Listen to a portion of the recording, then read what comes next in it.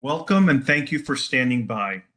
All participants are on a listen-only mode until a formal Q&A session towards the end of this webinar.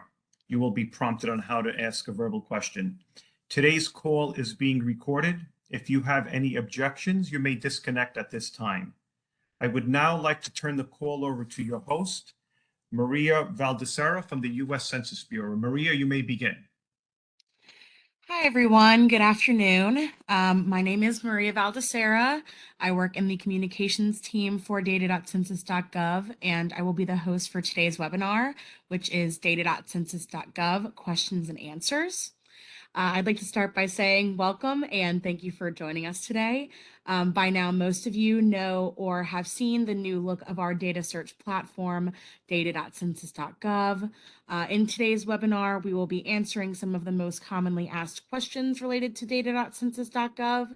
And then afterwards, we will have a verbal question and answer session for you to get your questions answered by our speaker.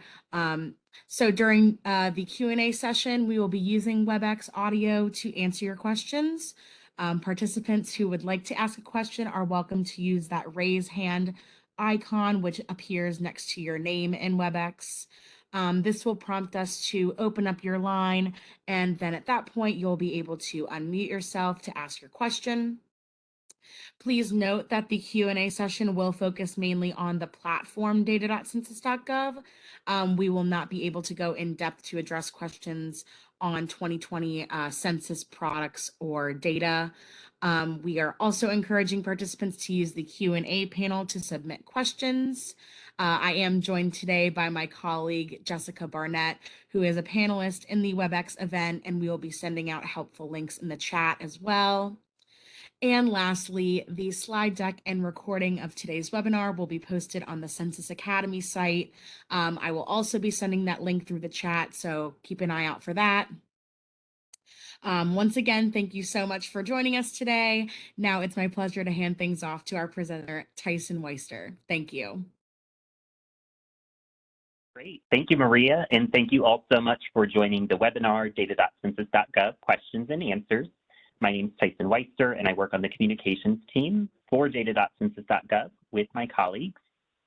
As Maria mentioned, what we have planned for today first is to go over some of the most commonly asked questions that we get related to data.census.gov.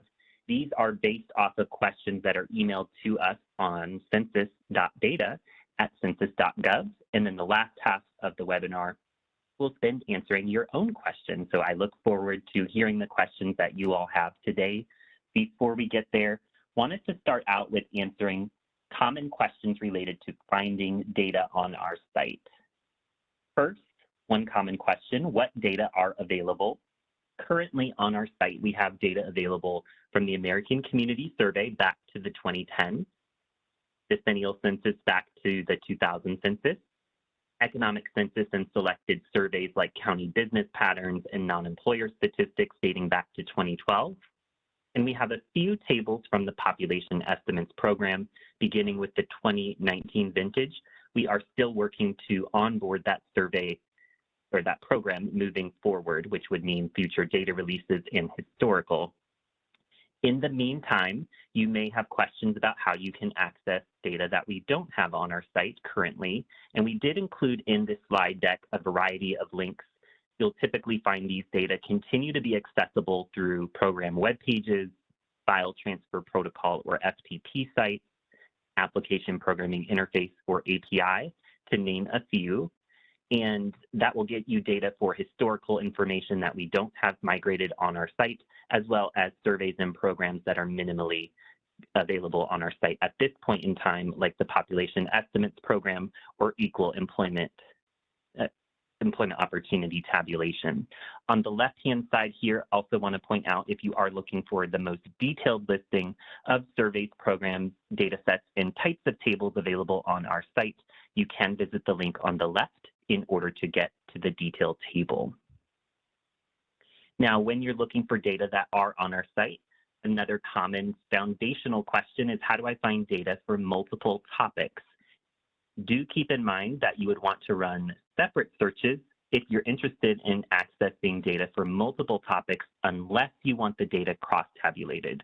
So hypothetically, let's say I want data on percent veterans, and I also want to find data for median household income for all households. What I would do is go to the site, run one search for veterans. Here you can see I've selected the filter for veterans, and that would lead me down to a table that contains percent veterans. Here we see 7.1%. Then I would want to run a separate search with a topic, income and earnings, and that search would take me down the pathway to get data for median household income. If you want data cross-tabulated, that would be when you would want to select both topics and then run your search. So if you selected the veterans topic and the income and earnings topic, then looked at the available tables, you're typically going to find tables that are cross-tabulated. So this would give you median income of veterans.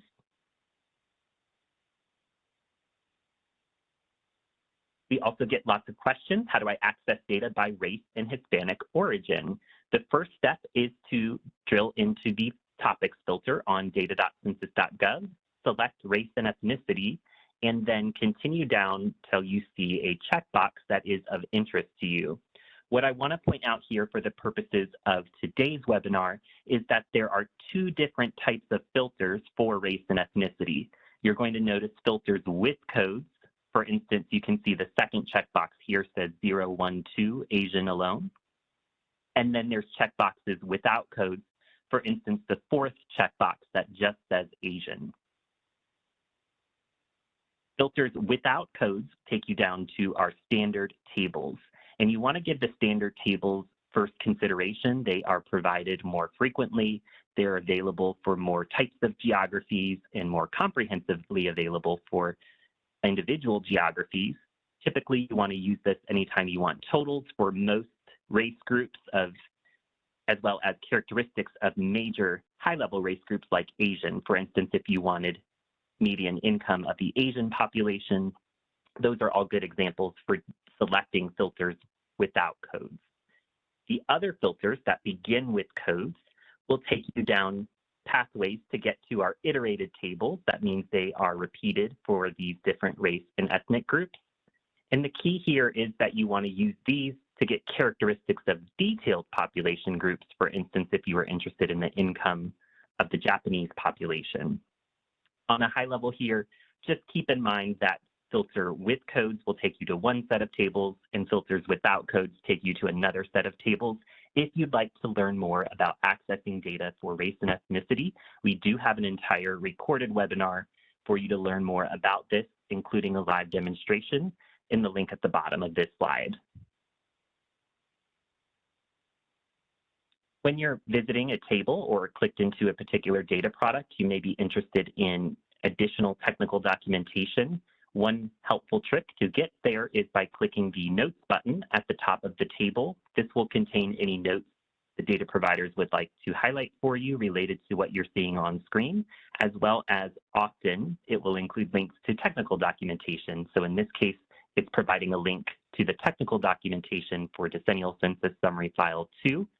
This has detailed information about population and geography availability for this data set. With the release of 2020 census data, we've been getting this question a lot. Why does the same table ID provide different layouts? And we do recommend using caution when you search by table ID for decennial census tables. The decennial census does reuse the same set of table IDs across different data sets, and sometimes these tables can provide different topics or layouts. So what I'm showing here on screen is one example of that. On the left-hand side, you can see I pulled up table P1, and in the product drop-down menu, it says 2010 decennial redistricting data, Public Law 94-171. In this data set, table P1 provides information for table race, and you can see the table data itself contains total population broken out by a variety of race groups. On the right-hand side of the screen, you can also see another instance of table P1, but in this case, the data set is set to Decennial Census Summary File 1. In that data set, table P1 is called total population, and it only has one line for total population. So you are still welcome to search by table ID as you're using our site. Just be mindful if you're accessing decennial census tables and you're taken aback by the layout that you're viewing or the topic of that table, look into your product drop-down menu and maybe make a change. Now we'd like to move on and cover some common questions related to our latest and upcoming data releases. One of these questions, where are the 2020 ACS one-year estimates? This data set is not available on data.census.gov, so if you're clicked into the product drop-down menu in one of your tables, you won't see this as an option. The reason for this is that these tables were released as experimental data tables. They are not available on data.census.gov, but they are available to you through the program webpage. So I've included a link here at the bottom that will tell you more about these experimental data tables, if they may be of use for you, and then how to access them. Related to 2020 census, what data are currently available from the 2020 census on data.census.gov? As of right now, we have 6 tables from the redistricting data set. Now, this data set was released August 12th in a legacy summary file format, and we followed that up by releasing the exact same tables and data on data.census.gov. This file, or this format, allows you to access the data, same official ways to access it, but a more user-friendly platform to get to that information. So currently what you're going to find are these 6 tables that cover basic data on race, Hispanic origin, group quarters population, and housing occupancy status for selected geographic areas down to the block level.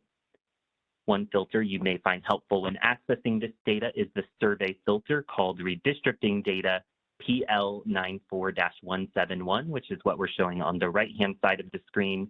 And the link at the bottom will take you to educational resources dedicated to helping you make the most of our site to access data from the 2020 census. With that in mind, we do have upcoming data releases that are likely of interest to you as you're looking into the future. For the 2020 census, the next data are currently expected to be released in May of next year. You can visit the link at the top for the detailed data release schedule, laying out different products that are currently planned and the current data release timeline for those products where available. Similarly, if you're looking for future releases from the American Community Survey, we again have a link to their release schedule. The 2021 American Community Survey one-year estimates are expected to be released in September, and the full data release schedule is included on the link here. And similarly, for Population Estimates Program, the 2022 vintage of the Population Estimates Program data release schedule is included below. Beyond those upcoming releases, we know that many of our users have questions about the 2020 census. Our area of expertise is to help you access the data that are currently available from the tables on data.census.gov, but I did want to pull this helpful one-stop shop webpage for your 2020 census questions, so it will tell you about the products coming, data quality, where we've been, and where we're headed with 2020 census.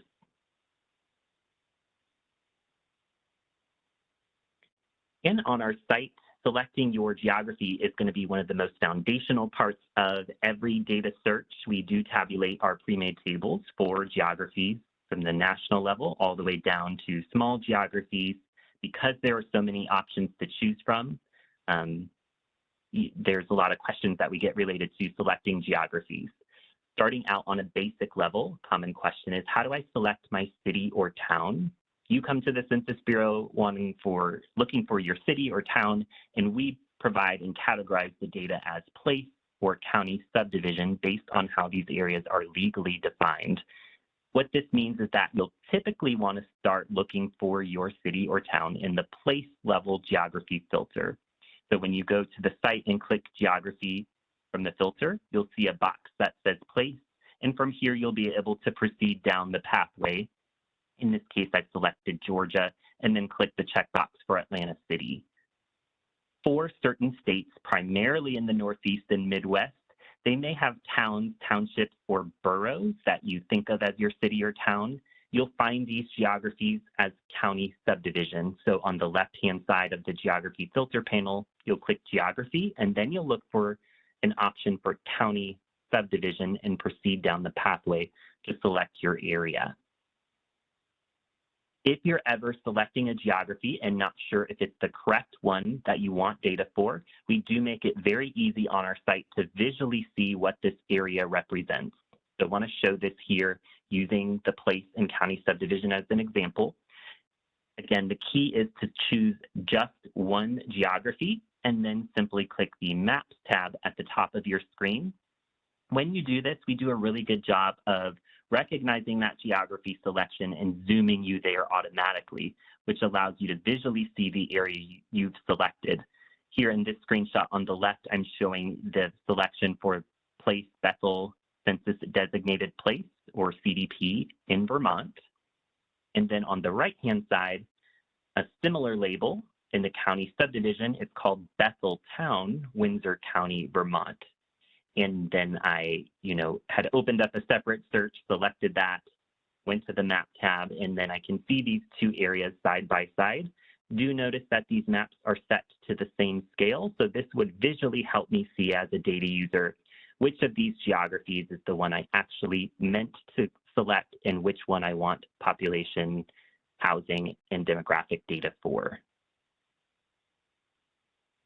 Another common question for geography: how do I access data for zip codes? If you're looking for data on people or housing, please be sure to select Zip Code Tabulation Area, or ZICTA. You'll find this in the geography selection in one of the 9 most commonly used geography boxes at the top of the geography filter panel. If you're looking for data on businesses, you'll want to use the zip code selection. You'll find this one in the geography filter panel under all geographies, and then the folder for 5-digit zip code. For more information, please see the link at the bottom. And with that in mind, without consulting technical documentation, we have resources directly on our site to help you see what's available for a current selection. So you could select a topic first, or maybe a survey. In this screenshot, I'm showing a selection in the upper left for the American Community Survey, 5-year estimates, detailed tables. And then if you want to see what geography selections are compatible with this survey, when you click the Geography tab on the left, and then click the Summary Levels tab at the top, this is your opportunity to limit the list of geographic areas you're seeing only to those options that are compatible with the selection you've already made in the upper left. So what we're going to see here is, rather than over 200 summary levels to choose from, we're going to have a list of less than 100 summary levels. And these are going to be the options that are compatible with our selection of ACS 5-year estimates detailed tables. All other summary levels that are not compatible will be hidden from view. Another common question we get in a variety of different ways: why is my geography missing from the table view, or why can't I select my geography from the filter panel? A couple of reasons this can occur. The most common reason is that you're clicked into the ACS 1-year estimates in the product drop-down menu at the top of your table when you need to switch it to ACS 5-year estimates. Do remember that ACS 1-year estimates are available for geographies with 65,000 people or more. ACS 5-year estimates are available for all geographies down to the block group level, regardless of population size. This screenshot here shows the 5-year estimates, which allows us to truly view data for all counties in Indiana. Another reason that your geography may not be in view of your table or the filter panel is that our geographies may be defined over time. And if you selected or are trying to select the incorrect geography with the year you're clicked into, that can cause the same issue for you. So just as some background information, an example of this: census tracts are redefined every 10 years. On the left-hand side of the screen, we're seeing Census Tract 6120 in San Mateo County, California. On the right-hand side, you're seeing almost the identical selection for the 2020 census, but notice that this has been split into two census tracts is the primary difference that you're seeing between the left and right screenshots. The census tracts are now 6120.01 and 6120.02.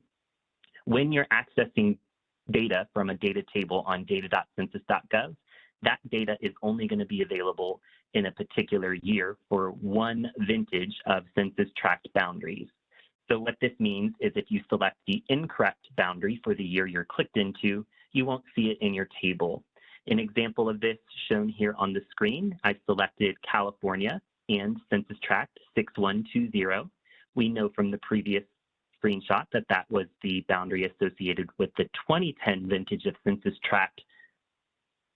Going over on the right-hand side of the screen, notice I'm clicked into the product dropdown for 2020 American Community Survey 5-year estimates detail tables, and we only see data in our table for California with no additional column for census tract. The reason for this is that we selected the incorrect census tract boundary. We should have selected census tract 6120.01 or 6120.02.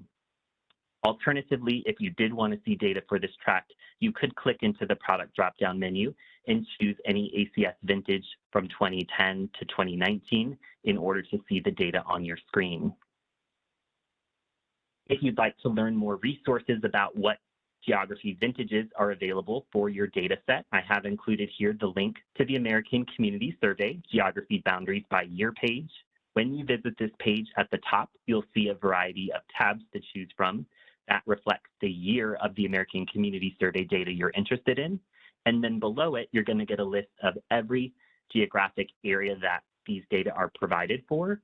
And on the right-hand side, it will tell you the geographic vintage. So if I were to have scrolled to the census tract section, we would be seeing 2020 as the geographic vintage applied to the 2020 American Community Survey release. We do have additional resources at the Census Bureau to help you compare 2020 to 2010 geographies. One option for you is a visual map called Tiger Web Decennial that will allow you to see both boundaries and even slide between them. Another option is to get this in a file format, the 2020 to 2010 relationship files. And we have a division in customer support dedicated to answering your geography needs. You can reach them by contacting geo.geography@census.gov. We also get data users wanting options to select a geography that aren't currently available. So what if I need more options to select collections of geographies in a single click? For example, I had a data user wanting to select all census tracts in Palo Alto City, California. We don't currently have an option on our site to select all census tracts in the city. So what you would want to do first is email us what collection you need. You can do that at census.data@census.gov. And we would take this into consideration as we continuously improve our site. Then in the meantime, we have a couple options for you in order to get this information if you weren't aware of which census tracts are fully or partially within your city. One option is an external resource called Mabel GeoCore, and I'm showing a screenshot here on the right-hand side where I've selected California, and I select the primary geography place for the city of Palo Alto. And then on the right-hand side, I've selected census tract. So when you go through these steps, we do have the link to the FAQ here. You would ultimately get a spreadsheet that is going to give you a list of every city in California, and within each of those cities, every census tract that is fully or partially within the city. Another option for you is to use the U.S. Census Bureau's relationship files that are provided for certain combinations of geographies. And how can I find the geographies for an address? So if you wanted to know what geographies a particular address falls within, we haven't currently built that functionality directly on data.census.gov, but we do have an easy-to-use tool from our geography division called the geocoder. So when you visit the link to the geocoder, you will input the address. Here you can see I've input the address for the Census Bureau's regional office in California. Once you run the search, you'll get a list of particular geographies that that address falls within. You would want to scroll to the section that you're interested in. Here I've scrolled to the census tract section, and then you can see for this address, it falls in census tract 3105.01. With that information, you can then go onto our site, select the census tract using the geography filters, and then see the tables that are available for you. And for those of you that are making your own maps in your software, we do get this question: how can I match GeoIDs from data.census.gov table downloads with the GeoIDs from the Tiger line shapefiles? Now, do know here that I have the GeoID shown in both formats. You'll notice that on the top of the screen, the data.census.gov GeoID has 9 extra characters in the beginning. These characters are meaningful. They identify the summary level, geographic variant, and geographic component. However, if you're interested in matching these up, we do have an FAQ linked at the bottom that will walk you through an easy-to-use formula to strip those 9 characters from the beginning so you can create a clean map for your match for your mapping needs. And rounding out here with some common questions about downloading or printing tables. One is, how can I get the correct download format and layout? So a few months ago, we renamed the buttons that appear at the top of the table in order to get the table output. What you want to do is use the Excel or CSV buttons anytime you want your output to look similar to what you're seeing on screen. So if you want it in a viewable format with nice formatting, indentations, and labels, click Excel or CSV. If you're interested in working with the data, maybe you want to sort the information, create a map in your own software. Anytime you want the machine to do the work for you, you would be looking for the zip file format. So Excel and CSV for readable format, zip for machine readable format. As you're working and getting output from our site, another question: why are my customizations not reflected in my downloaded file? Currently on our site, we've built that functionality into some of our export methods. And when I say customizations, I'm meaning when you make customizations on screen for data.census.gov, maybe you turn on or off the margin of error, you hide columns from view. When you make those customizations, they are currently reflected in the Excel or CSV output buttons. They are not currently reflected when you go through the zip button. That zip is always going to give you the full data for the table, regardless of additional customizations you made on screen. And how can I download a PDF? We have not currently added the functionality for PDF downloads, but I did want to point out, I mentioned earlier, the Excel option is going to give you readable output. When you use the Excel button, open up the file, you'll see something on the right-hand side of the screen, and it will have a data tab. That data tab is optimized for printing. If you wanted to print it out directly, print it to a PDF, all of your labels will carry across pages and the whole table will print for you. So in the meantime, that's going to be a great option for you that may meet your needs. And as we start transitioning to start taking questions from you all soon, one common question: where can I learn more? You can click the Help button on the landing page of data.census.gov to access our full suite of educational materials in a variety of formats. Here you'll find short videos, full-length recorded webinars, 3-hour workshops for you to participate in on a variety of dates, answers to your FAQs, and PDFs with step-by-step instructions. So definitely encourage you to take advantage of those resources that are available. You can also stay in touch with us through a variety of ways. One of those ways is by requesting a training for data.census.gov. When you visit or shoot us an email at the bottom, fed.fedsci.outreach@census.gov. We would certainly be happy to help you. Beyond that, who can I contact to get help or provide feedback? We have another email address accessible through the feedback link under the single search bar or by shooting an email to census.data@census.gov. If you have any data questions as you're using the site or feedback on how we can make it work better for you, we would appreciate you contacting us. And before I transition over towards Maria for questions, also want to point out there is an opportunity for email updates when you visit the link on the left and subscribe to data.census.gov updates. You'll be able to get our communications. This includes our monthly newsletter, which will alert you to the latest data releases, educational opportunities, and system enhancements for data.census.gov. Looking forward to your questions, and I'll turn it over to you, Maria. Thank you, Tyson. I'm just inputting our evaluation survey into the chat now.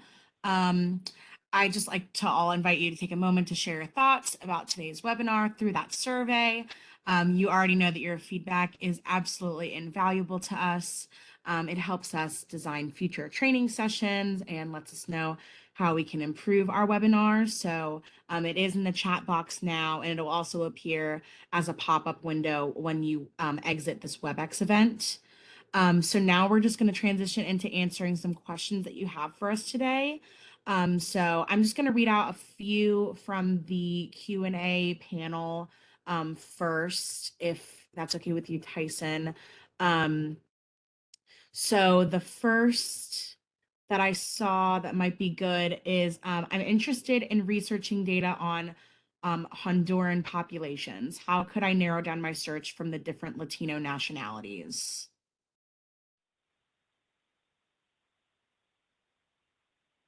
Yeah, that's a great question. I'd be happy to show that very briefly here on the site.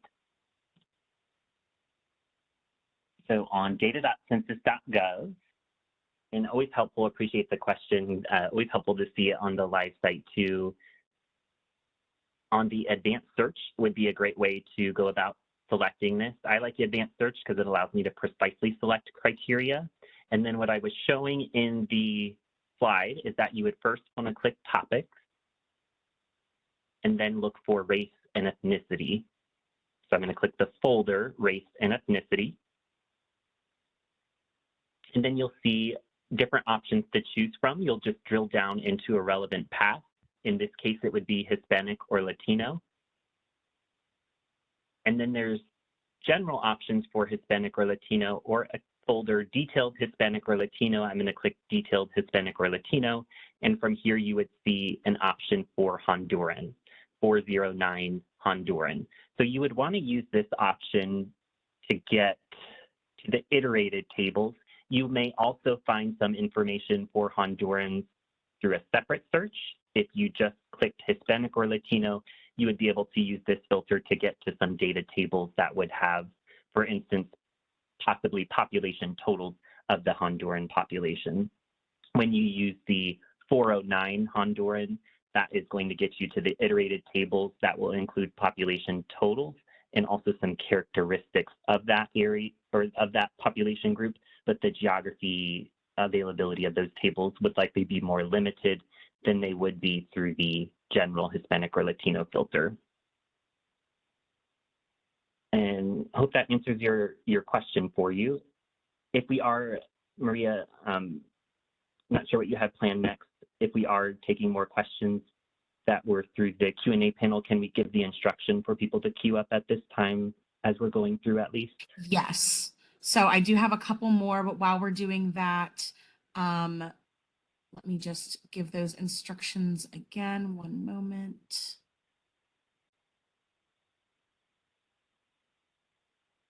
So if you do have questions remaining after, oops, that's the wrong slide. So to ask a question, please click the raise hand icon, which appears next to your name in WebEx.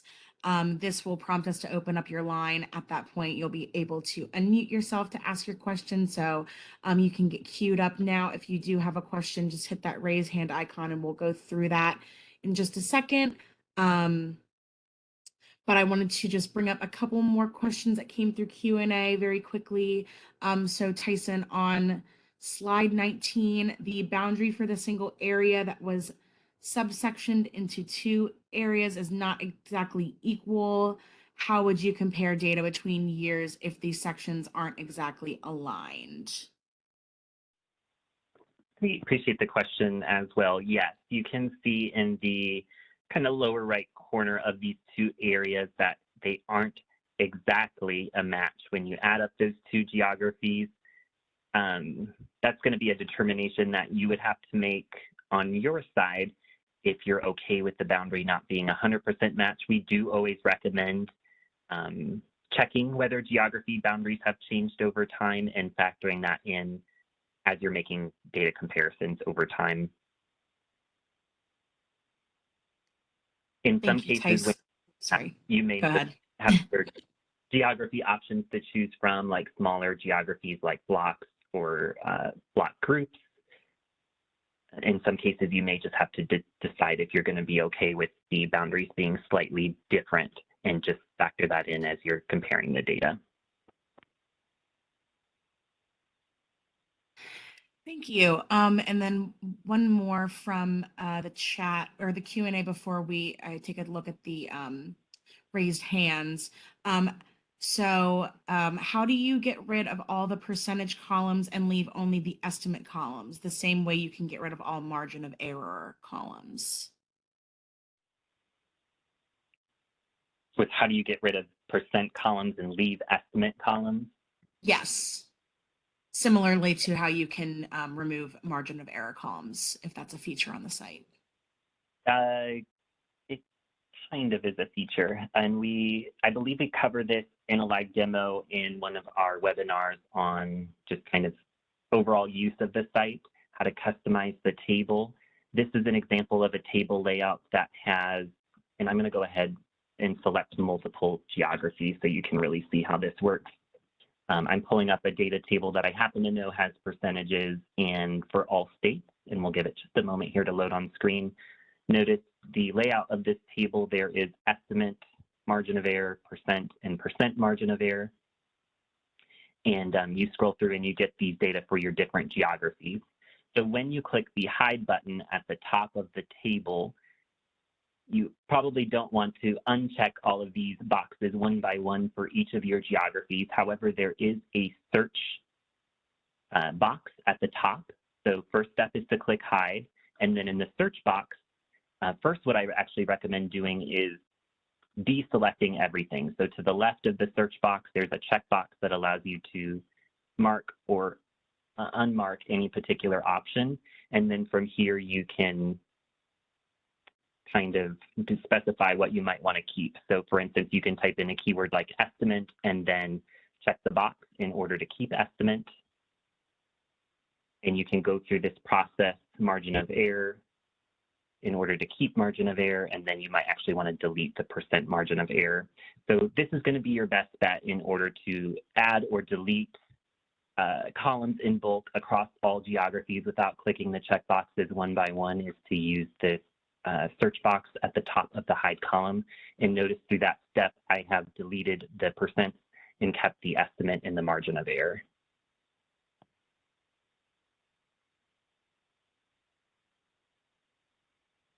All right, thank you, Tyson. I'm just going to transition over to our verbal questions. So first I see Katie Kraus has her hand raised. So Katie, we're going to unmute your line in just a couple of seconds. And when you're available to be unmuted, you can ask your question. Did you unmute me? Sweet. Yes, I can hear you. Hey, calling in from Chicago, USA. And I was wondering, well, more high level than this, because I submitted a question to an email that didn't get answered, and there could be a lot of reasons for that. So I was wondering that I probably need more of a training, and it's representing our $1.6 billion company. So I would think we're large enough to maybe get a little love. And that's essentially understanding all of the questions that you're asking and what might be most relevant to our particular business. So is your training request queue like backlog to the point where like what's a ballpark estimate of like if I requested a training when I might get a response? Yeah, thanks for the question. We do have a variety of teams here at the Census Bureau that provide trainings depending on your specific needs. So our team specializes in training specifically related in data.census.gov and how to access the data. On top of that, we have another group at the Census Bureau called Data Dissemination Specialists that provide local trainings across Census Bureau data in general and not necessarily related to any one topic, survey, or tool. There are resources available. I would recommend shooting an email to sed.cedsci.outreach@census.gov. That is available here right on the slide. I can say when the trainings are handled by our area, we typically, work with our best to meet them in the need that is available to you with the resources that we have. Typically, they're scheduled 1 to 2 months out max. Sometimes we fit them in sooner, in a couple of weeks. It all just depends on the specific data need and which team is handling, not necessarily which team's handling it, but making sure that we sort out which team's going to be the best team for you. But yes, we certainly have resources and training staff available to you, and I would encourage you to shoot us an email. I absolutely will do that. Thank you so much. Thank you, Katie. We also have a question from Malcolm Boswell. Malcolm, we'll give you a couple seconds and then you should be unmuted. Okay, you should be able to unmute now. Yes. Hi. Good afternoon. This is Malcolm Boswell. I'm from Oregon. I had a couple of questions I put in the Q&A box, chat box, not in the chat, but basically, we are looking at gathering data, and when we look at the race ethnicities, when you say Caucasian white, people always we have a significant number of Slavics and Jewish and other Middle Easterners that consider themselves white, but not necessarily fall in the same category as Caucasians. So, and for that matter, there has been a lot of questions about, do we have data on the various gender or gender identity versus the biological gender? Great, thank you for both of those questions. My area of expertise is helping people access the data from the surveys that have already been collected. We do not currently have any information on data.census.gov for gender identity. And then in terms of race and ethnicity, the data that would currently be available that you may want to check out could be that are related to what you're talking about, but not necessarily exactly as you're describing. You might want to check out the ancestry data or place of birth data in order to get data for people of certain Middle Eastern backgrounds that may be data that is of interest to you. I can say on both of those topics that there's research at the Census Bureau for how to collect that information going forward. It's just not within my area of expertise, and I'm not able to speak to any efforts in the future for data collection on those topics. But I would encourage you to still write in your question if you'd like a more detailed answer that we could direct to the correct subject matter experts to get back with you on.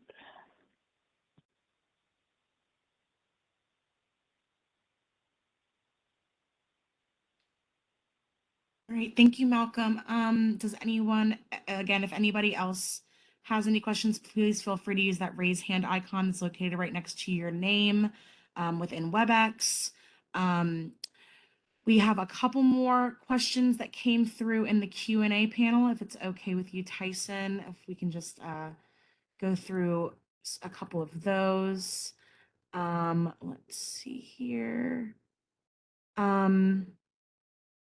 So one question was, is there a way to get the census tracts or indicators such as LMI? I believe they put that means low or moderate income areas, such as LMI or rural, for a list of addresses.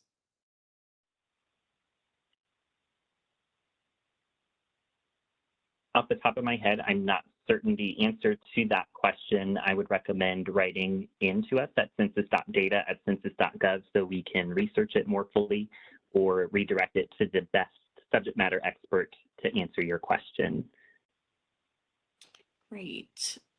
And then we also have a different question that was kind of similar to what Malcolm was asking about race and Hispanic origin. But in the race and Hispanic origin data set, what is the difference between white alone percent and white alone, not Hispanic or Latino and percent? Great, thanks for the question. So those are two common ways that we provide data, popular ways that people may want to access the data. However, do keep in mind that race and ethnicity are two distinct concepts. So 100% of the population is reporting their race, and that can get categorized into a few high-level race groups: white, Black, or African American, Asian, American Indian, Alaska Native, Native Hawaiian, Pacific Islander, other race, some other race, or two or more races. And then Hispanic origin, 100% of the population is reporting their Hispanic origin, and that would get categorized as Hispanic or not Hispanic or Latino.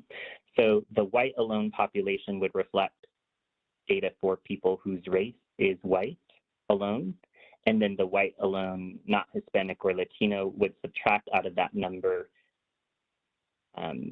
the population who reported their race as white, their race as white, and their ethnicity as Hispanic. Great, thank you. We do have another verbal question in the queue. So it's from Carmen Gates. So Carmen, just give us a couple of seconds and you should be able to unmute. Okay, now, yes. Hello? Hi, yes, we can hear you, Carmen. Okay, fantastic. Carmen Gates here with the African American Chamber of Commerce of New Jersey. I'm calling from New Jersey. I have a question, and if you can help me, great, and if not, maybe you can help me later. But I would like if you could do a live demo of a quick actual data that I'm looking for, so that I have an idea of even where to start. I'm looking for the number of Black-owned businesses in the state of New Jersey. Is that something I can find on this site or navigate my way through?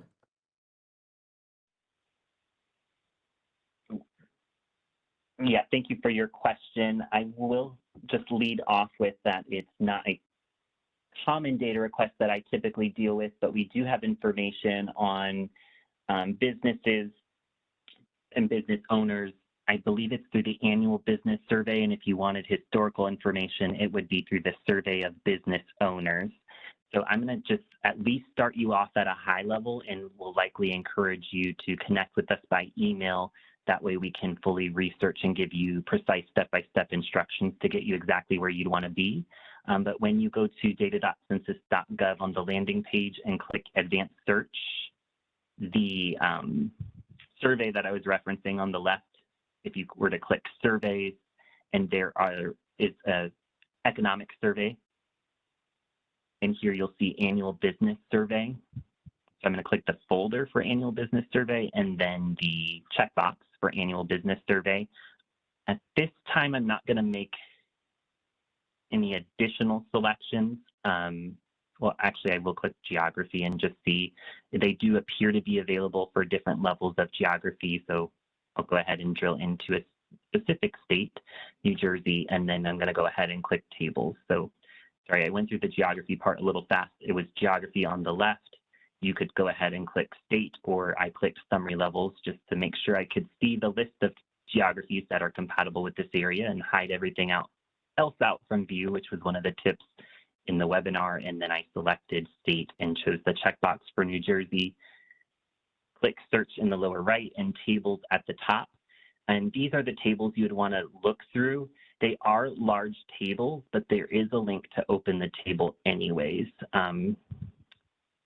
So this would be your starting point if you want to look through what's available here. Again, I also encourage you to write us in just so that we can give you more precise information. Some of these tables are a little complex to work with, and you'll notice that they have a lot of columns. And you'd want to first find the table that has race in it. So you'd want to click here, and then you'd see a lot of columns, and you'd really need to narrow down this large table to get the exact statistic that you're interested in, and we'd be happy to help you with that or direct you to the subject matter expert of this survey and program for more information. Okay, great. Who should I email? Because I sent 2 emails and have not heard back. And what you just navigated to, I did get that far, but then I had trouble actually interpreting what I was looking at. So I guess I need individual help. So that PIO at Census, yeah. The information for the public, you should send it to census.data@census.gov. Okay, great. I will. Yeah, we'll look forward to it. Thank you so much. Okay, thank you. Thank you, Carmen. I don't see any other hands raised currently. We did get one more question in the Q&A box that I can just ask very quickly that you may not know this, Tyson. I'm not 100% sure either because this is not my area of expertise either. But someone asked, unfortunately, I logged in late, so I may have missed this. I used to use the PEP and RES tables, annual estimates of resident population, which is no longer published past 2019. What is a comparable data source now? Yeah, thank you for the question. It sounds like that is relating back to some of the information that we talked about on a high level here. So let me go back to this data availability slide. There are currently, we're in the very early stages of onboarding population estimates program. That means you'll see just a few tables, but it's not the full release. So if you want to access the full information, what I would recommend is going to the population estimates program webpage. And this is going to give you every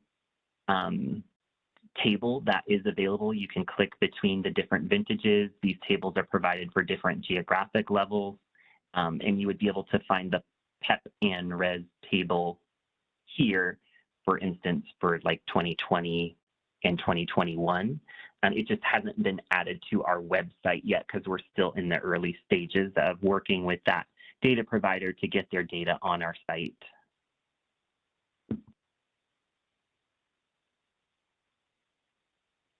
Great, thank you, Tyson. Okay, it does not look like we have any more questions in the chat or with the raise hand icons. Again, if you do have any questions, please let us know. Please, use that raise hand icon. If you still have any more questions in our last few minutes. If you have any questions remaining after our session concludes, please feel free again to reach out to one of the email inboxes that we've listed. If you are a member of the public and have questions related to data.census.gov, please reach out to the Center for Enterprise Dissemination at census.data@census.gov. That is our area. And members of the media may contact the Public Information Office at PIO@census.gov. Also, if you are interested in requesting training for you and your staff, please contact ced.cedsci.outreach@census.gov. Again, to ask your questions today, if you do have any more, please click that raised hand icon and we will open up your line.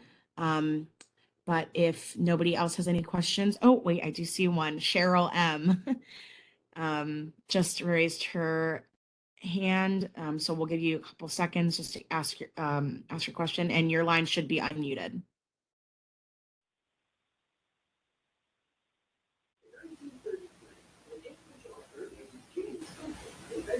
Hi, Cheryl. I think we hear some of your audio. You're able to speak now. Good. Thank you. Good morning. I am participating in what they're calling an urban intervention in the Los Angeles area. And I'm not quite sure how I should go about, or if I should go about sorting the census data out for population first, while we're still in the planning stage, so I think I want to sort information out as far as condition. What we're contemplating is a something called a transit-oriented development, and it mentions the material that we're looking at mentions that some of this may be being set up for student use. Some of this may be being set up for agricultural use. And I was wondering if there was a facility that would sort out how the census would designate or consider urban agriculture as far as it being urban or rural for the purposes of redevelopment.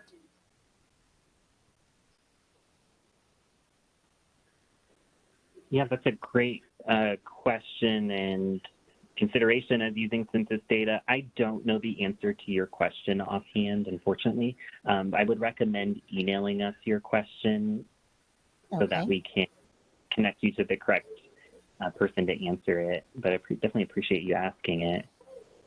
Thank you. Will do. Thank you. And again, that's census.data@census.gov for that question. Thank you, Tyson. We did have a couple other raise hand icons come in during Cheryl's question. We have another from Katie Kraus. So Katie will give a couple of seconds and then you should be able to unmute. Yep, can you hear me? Yes. Okay, so you went to I was able to submit my training form, thank you. Census at Census Dissemination, I need that email address one more time. There's two email addresses for training. So the address for our branch is the one shown here on screen, and there is another address here, census.askdata@census.gov. So if you want to send it to both of them, ideally in the same email string, so we're all talking together and we can figure out which area is going to be most appropriate for this request, that would be great. Again, the two email addresses are census.askdata@census.gov, or there is an email address for fed.fedsci.outreach@census.gov. This will take you to both teams and cover your bases. I thought that you had mentioned when you were going through some things, census at census dissemination. Is there one like that that's kind of getting to the people who disseminate information?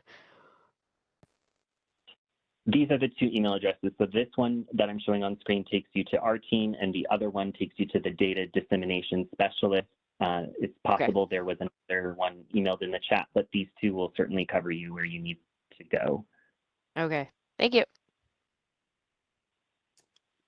Thank you. And then we do have one more from JW. His hand is raised, their hand is raised.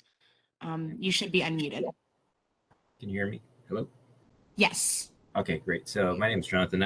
So along the lines of the question regarding like slide 19, where boundaries were different, or in the case, maybe you wanted some kind of customized report, how would you go about doing that? And is there a cost for some kind of customization of the report?